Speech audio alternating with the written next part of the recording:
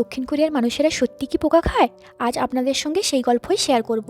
এটি সত্যি নাকি মিথ্যা তা জানতে হলে আমার সঙ্গে কিন্তু পুরোটা থাকতে হবে। তার আগে বলি, এখানে যেহেতু বসন্তকাল চলছে আর জানেন তো এখন টেম্পারেচারও খুব ভালো, তাই এই শনিবার আমরা আমাদের অ্যাপার্টমেন্টের কাছেই একটা পার্কে ঘুরতে গিয়েছিলাম। আর ওখানে সবাই মিলে নিজেদের মতো করে ফ্রেন্ড আর ফ্যামিলি নিয়ে বেশ কোয়ালিটি টাইম স্পেন্ড করছিলেন। আর তার মধ্যেই আমরা দেখতে পেলাম দুজন বয়স্ক মহিলা কিছু একটা স্ট্রিট ফুড বিক্রি করছেন। আর কৌতূহলবশত আমরাও কাছে এগিয়ে গেলাম দেখার জন্য কি বিক্রি হচ্ছে।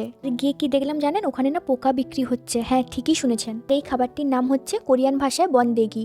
এটি আসলে রেশম পোকার পিউপা, যা সেদ্ধ করে মশলা দিয়ে রান্না করা হয়। আর এই খাবারটি না সাধারণত কোরিয়ার স্ট্রিট ফুড হিসেবেই জনপ্রিয়। আর এই খাবারটি শীতকালে বেশি বিক্রি হয়।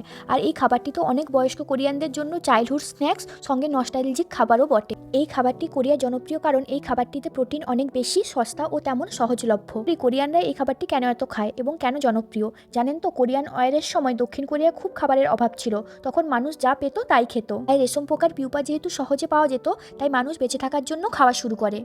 আর আগে কোরিয়ায় রেশম অনেক তৈরি হতো, আর সুতো বের করার পর যে পিউপা বেঁচে যেত তা নষ্ট না করে মানুষ খেতে শুরু করে। আর আজ সমস্ত কোরিয়ানদের কাছে এই বনদেগি জনপ্রিয় স্ট্রিট ফুড হিসেবেই পরিচিত।